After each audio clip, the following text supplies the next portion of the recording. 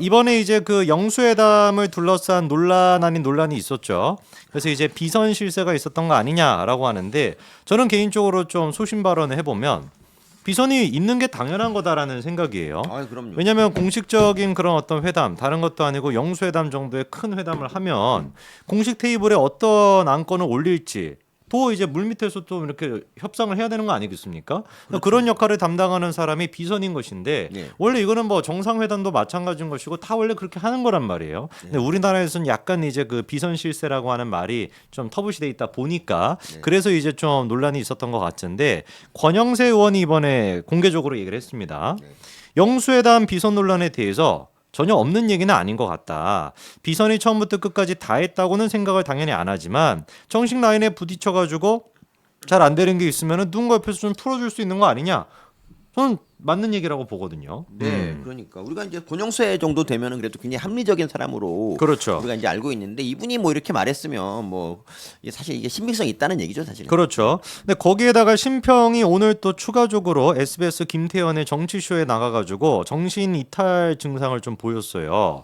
제가 보기에는 이게 좀 상태 심각합니다, 교수님. 제가 좀 얘기를 몇 가지 소개시켜드려야 될 것 같은데 일단 지금 논란이 됐던 게 비선이 없다라고 심평은 주장을 하잖아요. 네. 근데 자기는 메신저 역할을 했다고 하거든요. 네. 근데 그게 비선 아닙니까?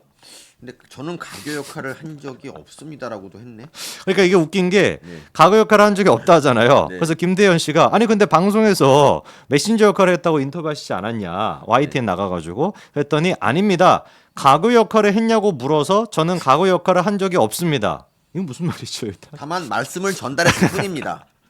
말씀을 전달하는 게 가교야, 가교. 그러니까 가교라는 게 이렇게 다리를 놔서 이렇게 받치고 무릎 이렇게 엎드려 있고 그 위를 밟고 지나간 뭐 이런 생각을 하나 모르겠는데 아니 이게 이해가 안 됩니까, 심평 씨? 왜? 아니 그래서 방송이 이게 완전히 방송 사고예요. 처음부터 끝까지 계속 김태현 씨 같은 경우는 아니 메신저 역할을 한 게 가교 아니냐. 네. 그리고 그게 어떻게 보면 비선인 거 아니냐. 네. 그럼 뭐 함성득이랑 그 심평은 뭐가 다른 거냐. 근데 자기는 다르대요. 자기는 메시지만 전달했을 뿐인 거고 자기는 가교 역할을 한 적은 없기 때문에 다르다라고 주장은 하고 있습니다. 그 전에 저 심평이 이제 네. 자기가 메신저 역할 했다 그랬을 때 그 뉴스에 크게 났잖아요. 네네. 근데 거기에 대해서 심평이 직접 반박했나요? 없죠. 아니 그게 정말 허위라 그러면 아니 그 얘기는 지금도 하고 있어요. 메신저 역할을 했다고 자기가. 다만 그게 비선은 아니다라는 얘기예요. 메신저와 가교에 이제 정의가 좀 잘 안 맞는 모양인데, 그러니까 이런 심평 같은 사람은 우리 일반적인 이제 알고 있는 그런 상식에서 조금 벗어난 것 같습니다. 그렇죠. 네, 네. 그리고 이제 또 두 번째가 뭐냐면 네. 심평의 주장은 그겁니다. 함성득과 그다음에 이제 그 이명백 두 사람이 이번에 물밑 작업을 한 게 아니라 네. 자기와 이재명의 측근 중에 측근이라고 하는 사람 두 사람이 했다라는 얘기예요. 네. 그러면 우리가 질문이 드는 게 그 뭐가 다른 건지라는 질문이 들지만 이재명의 측근 중에 측근이라고 하는 사람이 누군지는 끝까지 밝히질 않고 있습니다. 그래서 제가 내놓은 가설이 하나 있는데 네. 이재명의 측근 중에 측근이라고 하는 사람이 알고 봤더니 심평이다. 1인 그렇게 2역을 하는 거 아닐까라고 하는 가설이 듭니다. 그러면서 하는 얘기가 뭐냐면 이번에 이제 그 함성득과 그다음에 이제 그 이명백 두 사람이 했던 얘기 중에 제일 논란이 됐던 게 그거잖아요.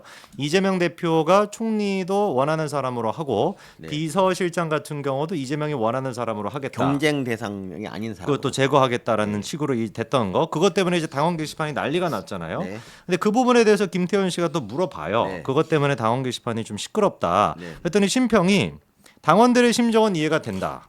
그러나 그 두 부분은 분명히 그거는 허위래요. 네. 허위입니까? 네.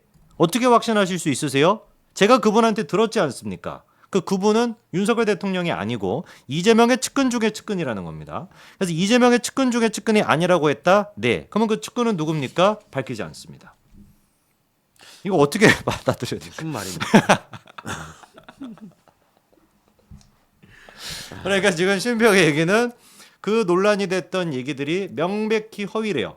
그럼 허위라는 건 어떻게 알 수 있냐? 어떻게 확신하는 거냐? 네. 이재명의 측근 중에 측근이라고 하는 사람한테 들었기 때문에 허위래요. 네. 근데 그 측근은 누군지를 공개는 안 하고 있습니다.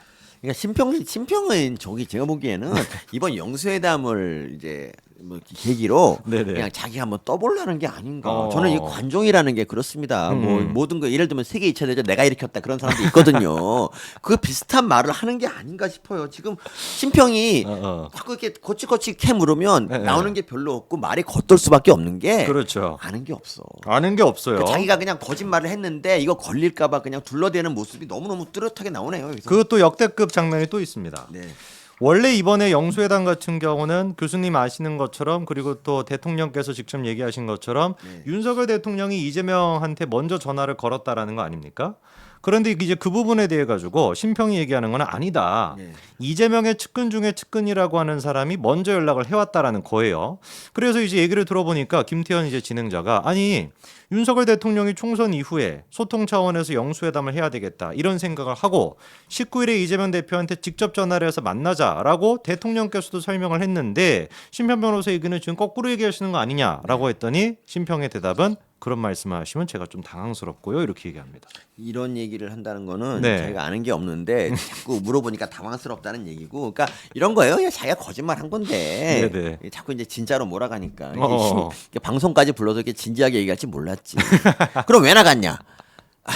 관종이기 때문에. 관종이 뜰라고 나간 건데 어. 설마 물어볼지 몰랐지. 그래서 지금 이제 또 얘기가 나오는 게 영수회담에 물꼬를 튼 건 이재명 대표의 측근 중에 측근이라고 하는 분과 심평 변호사라고 하는 얘기인데 그 얘기가 계속했던 얘기 아닙니까 자기가. 했더니 심평이 발끈해요. 물꼬를 트기는 뭘 물꼬를 터요라고 하면서 아니 그러면은 그렇게 뭔가 메시지를 전했다라고 하는 게 비선인 거 아니냐라고 김태현이 물어보니까 말을 전달만 했을 뿐이다. 아니 그러면 그게 함성대 교수랑 뭐가 다른 거냐라고 했더니 많이 다르대요. 뭐가 다르냐? 자기는 한국일보에 가가지고 그런 얘기를 하지 않았기 때문에 많이 다르다. 글쎄 이쯤 됐으면 제가 봤을 때 이거 완전히 환자 아닙니까? 아 진짜. 네, 아니, 어떻게 이런 쉽지 놀라운 않습니다. 일을 네. 정말. 진짜 심평 대단하네요. 음. 그러니까 SBS가 낚였어 이거는. SBS 참고로 SBS 김태현 좀 굉장히 좋아하고 진행 잘하고 합리적인 사람이죠. 공평에 잘하는 분인데 네네. 이 섭외 잘못으로 이 방송 자체를 이렇게 날려먹기 방송 사고입니다 사실. 전파 낭비죠. 전파 낭비. 전파 낭비입니다. 네. 네. 댓글 반응은 좀 어떤가요? 심평 이거 뭐 하는 인간이야. 제발 이 인간 기사 올리지 마라. 재수 없다. 그렇습니다. 이재명의 측근 중에 측근이라고 하는 사람은 제가 봤을 때 높은 확률로 심평일 것이다. 도대체 저런 말뿐인 할아버지 얘기를 왜 자꾸 들어줘야 되는 거죠? 신빙성이라고 0% 자기 말뿐인데.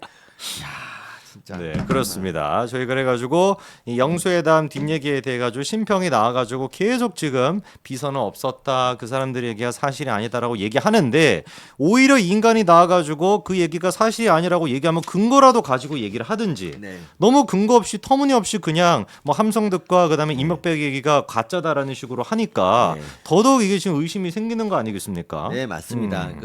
참고로 이것도 좀 짚고 넘어가겠는데 어제 네. 이제 한국일보 보도 가지고 이제 그저께 우리가 얘기를 나눴잖아요. 네, 근데 그 이제 얘기 저희 네 번째 주제 있는데. 그러니까 이제 네. 있는데 음. 그렇습니다. 네, 그러면 그 이제 한국일보에 대한 이야기 저희가 잠깐 포즈했다가 아, 예, 그렇죠. 네 번째 얘기로 네 여기까지 일단 세 번째 주제는 정리를 하고요.